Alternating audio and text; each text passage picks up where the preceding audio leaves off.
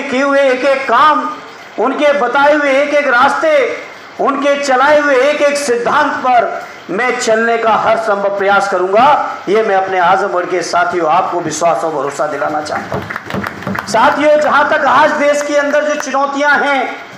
उन चुनौतियों के अगर कहीं कोई मुकाबला कर रहा है तो उस मुकाबले करने वाले व्यक्तित्व का कोई नाम है तो माननीय अखिलेश यादव जी का नाम है। और मुझे फक्र महसूस हो रहा है कि ऐसे शानदार क्षेत्र, जिस क्षेत्र के लोगों ने जो कुछ भी दे सकते थे, क्षेत्र के अंदर, जिले के अंदर 10 विधायक थे तो 10 के 10 विधायक माननीय अखिलेश यादव जी के झोली में डालने के काम। 2 सांसदों को चुनने का हक था आपको, दोनों सांसद चुन के आपने समाजवादी पार्टी के झंडे को बुलंद करने का काम किया। कहीं ना कहीं आज हम चुने हुए जनप्रतिनिधि, चाहे सांसद हों, विधायक हों, आरडी लाल बिहारी जी बैठे हैं, आरडी बलराम बाबू जी स्वास्थ्य के कारणों से नहीं आ सके,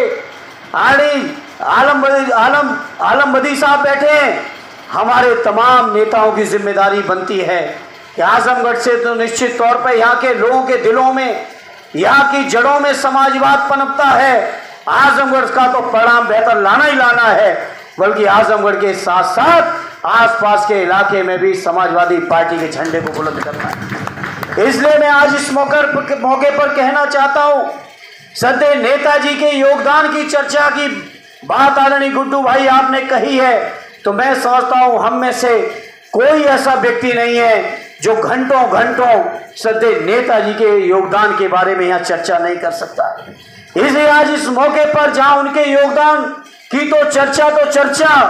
उनकी बनाई हुई स्थाति को कैसे हमें और आपको आगे ले जाना है, हमारा आपका चिंतन का विषय आज ये होना चाहिए। इसलिए मैं आज इस मौके पर साथियों आपसे कहूँगा, आने वाला विधानसभा का चुनाव बहुत महत्वपूर्ण और निर्णायक चुनाव है और ये भारतीय जनता पार्टी के लोग घबरा गए हैं पूरी तरह से, इसीलिए देश के अंदर चर्चा बदलना चाहते हैं। ये माननीय अखिलेश यादव जी का जो पीडीए का फार्मूला है,